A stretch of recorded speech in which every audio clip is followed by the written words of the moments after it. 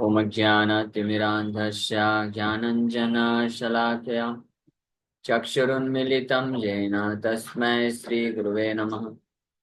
नमः विष्णुपादाय कृष्णपृष्ठाय भूतले श्रीमते भक्तिवेदान्त स्वामिन्निति नामिने।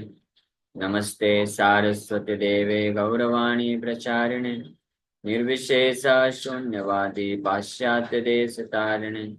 नमो महावदन्याय कृष्ण प्रेम प्रदायते कृष्णाय कृष्ण चैतन्य नामने गौरतुसे नमः। जय श्री कृष्ण चैतन्य प्रभु नित्यानंद श्री अद्वैत गदाधर शिवासादि गौर भक्त वृंद। हरे कृष्णा कृष्णा कृष्णा हरे हरे, हरे राम राम राम हरे हरे। हरे कृष्णा। तो आप सभी भक्तों का हार्दिक स्वागत है। आज हम लोग क्वेश्चन आंसर सेशन कर रहे हैं। कई दिन से क्वेश्चन आंसर नहीं हुआ, तो एक एक करके आप लोग हाथ ऊपर कर सकते हैं, क्वेश्चन ले सकते हैं। अभी जब तक क्वेश्चन कोई पूछता नहीं है, चैट बॉक्स में जो क्वेश्चन है वो ले लेता है। ओके, पूछिए। यस, कृष्णदास जी माता जी, क्या प्रश्न?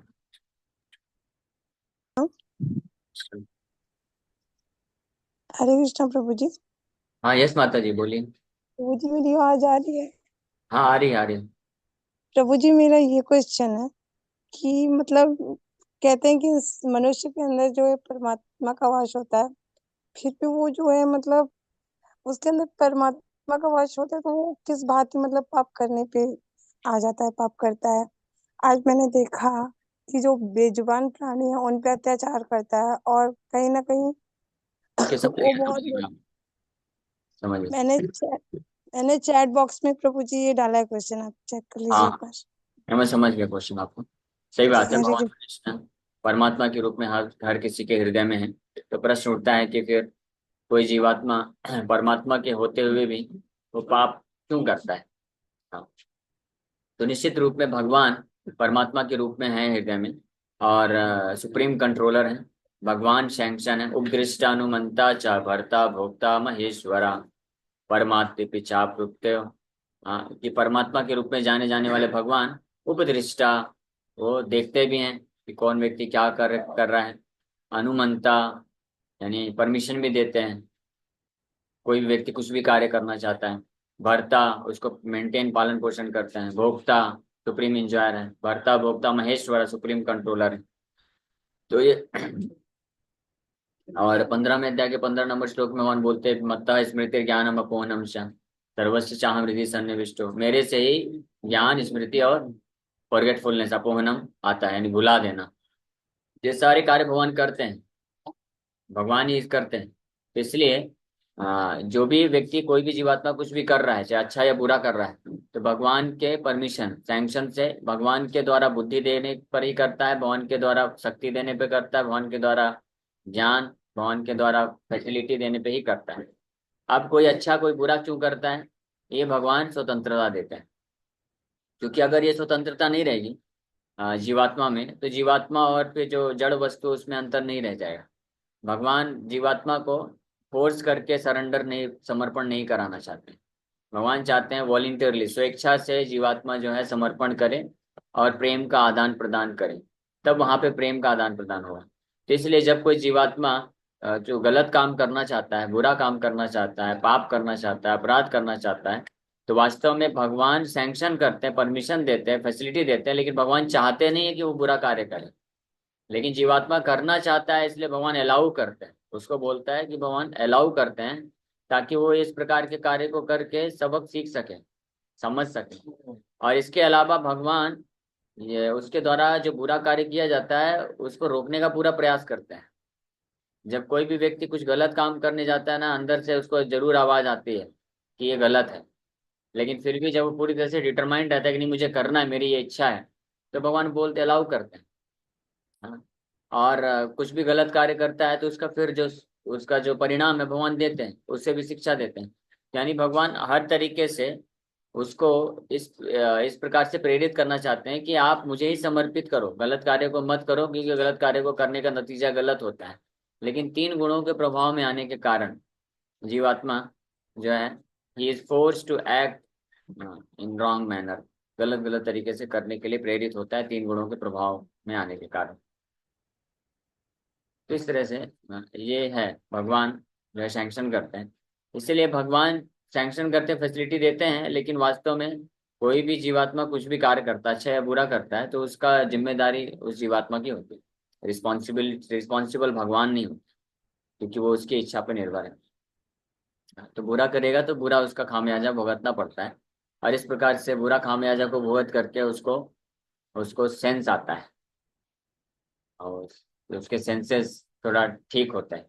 तब वो फाइनली डिसाइड करता है कि मुझे ये सब छोड़ करके भगवान को समर्पण करना चाहिए, बुरे कार्यों से मुक्त होना चाहिए। ठीक है। Hare Krishna Prabhu ji, thank you so much. Yes, next question Shyama Mata ji. हरे कृष्णा प्रभु जी, मेरी आवाज आ रही है प्रभु? आ रही आ रही। प्रभु जी, ये विनम्रता कैसे डेवलप कर सकते हैं जल्दी से जल्दी? विनम्रता का अर्थ होता है वास्तविकता को जानना, स्वीकार कर लेना, वास्तविकता को जानना, मानना, स्वीकार कर लेना और उसको पालन करना, उसको विनम्रता बोलते हैं। और असली वास्तविकता क्या है? परम सत्य, सत्य को जानना।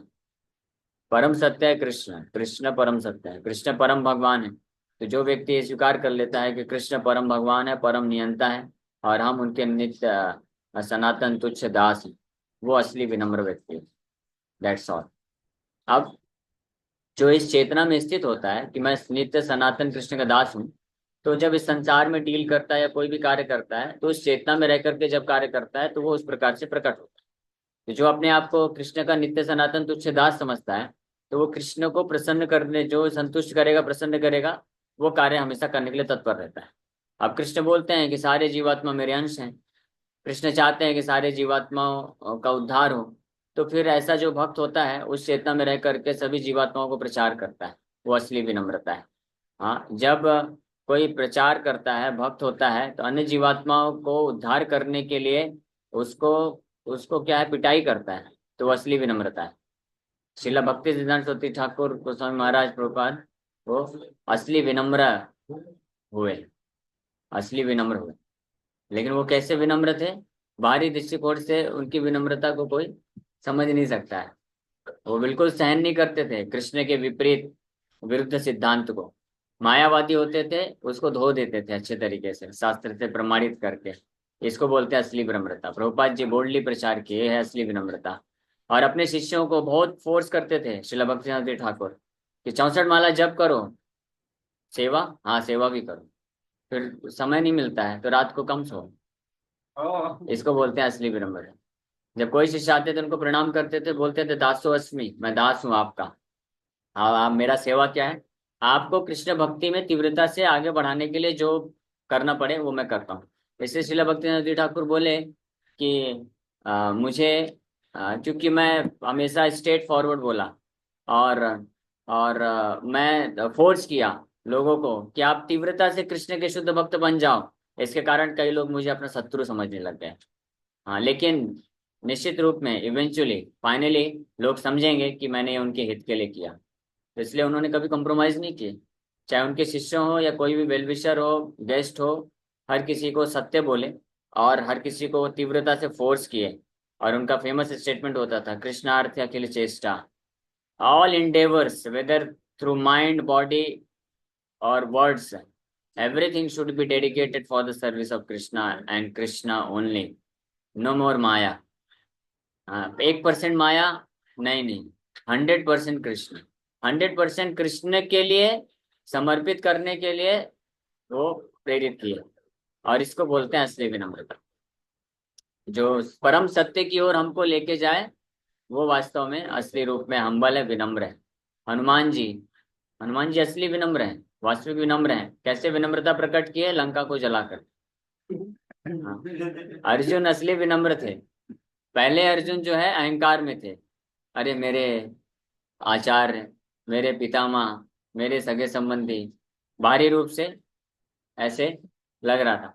लेकिन जब करिष्य वचनम तवा, युद्ध धनुष मार उठाया, भीष्म पितामह के छाती में पूरा सैया में लेटा दिए, वो असली विनम्रता है। कृष्ण के आदेश पे ये कार्य किए। भीष्म पितामह को कृष्ण के सामने सदगति प्रदान करवा दी है, अर्जुन की के कारण ना मिल गई। ये असली विनम्रता है। तो असली विनम्रता का मतलब होता है कि जो अन्य लोगों को वो वास्तविक हित प्रदान करे, वो असली विनम्र है। जो अन्य लोगों को वास्तविक सम्मान प्रदान करे कृष्ण के संबंध होकर के, वो असली विनम्रता है। हाँ, और हर जीवात्मा का वास्तविक सम्मान है कि उसको कृष्ण के पास कैसे तीव्रता से पहुंचाया जा सके, ये जीवात्मा का असली कल्याण है, असली सम्मान है, और उसका असली अधिकार है। तो ये ध्यान रखना चाहिए। तो ये मैंने तत्व के आधार पे, सिद्धांत के आधार पे आपको उत्तर दिया। अब जो डीलिंग है, सदाचार, एटिकेट होता है, तो सदाचार के अनुसार जब हम वैष्णव समाज में होते हैं तो हमको हमेशा सदैव स्मरण रखना चाहिए कि जब हम वैष्णव के साथ डीलिंग करते हैं तो हम वैष्णव दास हैं, हम वैष्णवों के सर्वेंट हैं, दास हैं। तो उन वैष्णवों के भगवान कृष्ण के सेवा के लिए जो मदद हो सके और उनको जो हेल्प कर सके हम कृष्ण की सेवा में आगे बढ़ने के लिए, वो हमको करना चाहिए। तो जब जूनियर इक्वल और सीनियर, इनके साथ अलग अलग तरीके से विनम्रता प्रकट होती है। जूनियर के साथ जो काउंसलर होते हैं, गुरु होते हैं, वो विनम्रता को प्रकट करते हैं, उनको परफेक्ट तरीके से गाइड करके, ताकि वो माया से बच के कृष्ण की तरफ आगे बढ़ सकें। और इक्वल के साथ विनम्रता प्रकट करते हैं उनके साथ मिल करके, साथ में कृष्ण की सेवा को करना, ताकि जब मिल के साथ में सेवा करते हैं सबको प्रेरणा मिलती है। जैसे साथ में संकीर्तन करना, बुक डिस्ट्रीब्यूशन करना, तो इससे प्रेरणा मिलती है। और सीनियर के साथ उनको उनके प्रचार कार्य में या कृष्ण की सेवा में विनम्रता पूर्वक सहायता करके, सेवा करके, असिस्ट करके, इस प्रकार से 3 अलग अलग स्तर में विनम्रता को प्रकट किया जा सकता है। ठीक, क्लियर है? हाँ प्रभु ji, thank you so much. हरे कृष्ण। आरती साहू माता जी, आपका प्रश्न। जी प्रभु जी, हरे कृष्ण। हरे कृष्ण। दंडवत प्रणाम। प्रभु जी, मेरा ये क्वेश्चन था, जैसे हम कृष्ण भावना भावित हैं, हम अपनी चेतना को शुद्ध कर रहे हैं, हरे कृष्ण महामंत्र का जप कर रहे हैं, भगवान की सेवा कर रहे हैं, फिर भी हमारे अंदर तमोगुण, रजोगुण ये क्यों उत्पन्न होता है? मतलब हमें तो फिर सतोगुण में हो जाना चाहिए। हाँ, फिर तो भी हो मतलब जाएंगे, आप कितना भी लगे रहे। प्रयास करें कि तमोगुण ना। पंखा ऊपर चलता है ना 5 नंबर में, जब तो जब पंखा का स्विच ऑफ कर देते हैं, जैसे स्विच ऑफ कर दो, अगर जरूरत नहीं है तो, हवा आवाज नहीं जा रहा ना मेरा, बंद कर दो। तो देखो यहाँ पे पंखा बंद किया, अभी भी क्यों चल रहा है? बिजली अभी है, कुछ बिजली है। अरे भगवान, वो फ्लो है, इनर्शिया बोलते हैं उसको। विज्ञान की भाषा में जड़त्व बोला जाता है, इनर्शिया बोला जाता है। तो अभी 10 15 20 सेकंड हो गए पंखा बंद किया, लेकिन फिर भी पंखा घूम रहा है। तो इसी प्रकार से जो भी भक्त निष्ठा पूर्वक कृष्ण को अपने परम स्वामी, परम भगवान के रूप में स्वीकार कर लेते हैं, शुद्ध वैष्णव आचार्यों का आश्रय ले लेते हैं और साधन भक्ति के लिए गंभीरता पूर्वक लग जाते हैं और डिसाइड करते हैं नो मोर माया, ओनली कृष्णा, और चारों नियम का अच्छे से पालन करते हैं, तो वो उनका जो है स्विच ऑफ हो गया है, भौतिक जगत का जो है कंडीशनिंग, वो स्विच ऑफ हो चुका है। अब पंखा कुछ देर तक घूमेगा, यानी जब तक ये शरीर है, प्रारब्ध शरीर मिला है पूर्व जन्मों के कारण, ये प्रारब्ध शरीर होने के कारण जिसके जो कुछ बचे कुछ रहते हैं वो कर चलता है। लेकिन जैसे ही ये शरीर को त्यागता है, वो भक्त सीधे भगवान के धाम को प्राप्त करता है। नारद मुनि के एग्जाम्पल से स्पष्ट पता चलता है। नारद मुनि को भगवान, नारद मुनि शुद्ध वैष्णव को अपने गुरु के रूप में स्वीकार करके उनका जो मार्गदर्शन था उसको पूरे दृढ़ता पूर्वक स्थित होकर के उसको पालन करना चालू कर दिए। भगवान दर्शन भी दिए, लेकिन भगवान बोले कि नारद, अभी आप ये जीवन पूरा इस प्रकार से जैसा आपको आपके शुद्ध मेरे शुद्ध भक्तों ने शिक्षा दी है उसको आप पालन करते रहिए, आप फाइनली मेरे धाम को इस जीवन के बाद प्राप्त करेंगे। सो एक आखिरी प्रश्न ले लेंगे, समय हो गया है। हाँ, अमित प्रभु सुन पा रहे हैं ना? अमित प्रभु जी। हरे कृष्ण प्रभु जी। हाँ, तो एक प्रश्न है, प्रभु जी को किसी ने पूछा कि नशा करते हैं तो नशा से कैसे मुक्त हो जाएं? हाँ, तो नशे से मुक्ति का सर्वश्रेष्ठ उपाय है, हाँ, कुछ बड़ा नशा करिए तो मुक्त हो जाएंगे। हाँ, जैसे कोई लोग ये तम्बाकू खाते हैं, तो तम्बाकू खाने का नशा रहता है, फिर उसके बाद कोई आके उनको सिगरेट पिलाने लगता है, फिर दारू पिलाता है।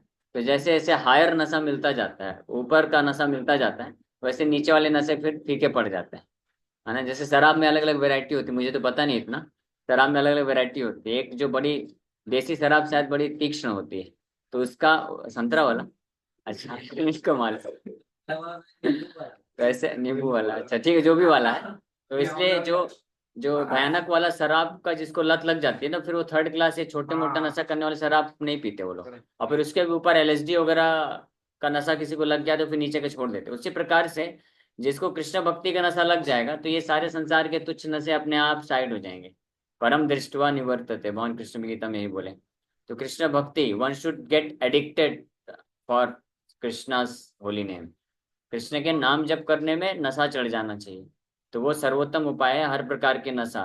ये केवल शराब दारू ये सभी नहीं, जितने भी नियम तोड़ने वाले होते हैं नशा, illicit sex, intoxication, gambling, meat eating, ये सारे एक तरह से नशे ही हैं इस संसार के। ये सब के सब नशे एक तरफ से एक एक बार में सब एक झटके में सब साइड हो जाएंगे कृष्ण के प्रति अगर नशा चढ़ गया तो। कृष्ण के नाम, पवित्र नाम, स्पेशली का आश्रय लेने से। Okay, Hare Krishna, thank you very much. मुनि जो अपन हम लोगों के थे, तो ऋषि मुनि सिर्फ नाम जप नाम जप नाम जप करते थे, दूर जाके कमंडल लेके। और हम लोग जो इस भौतिक जगत में भगवान की विग्रह की पूजा करना, फिर दुनिया भर के व्रत रहना, फिर नाम जप करना, गीता भागवतम पढ़ना, अगर तो हम अंतर क्या ऋषि हुआ मुनि के ये जैसे नाम नहीं है। जप?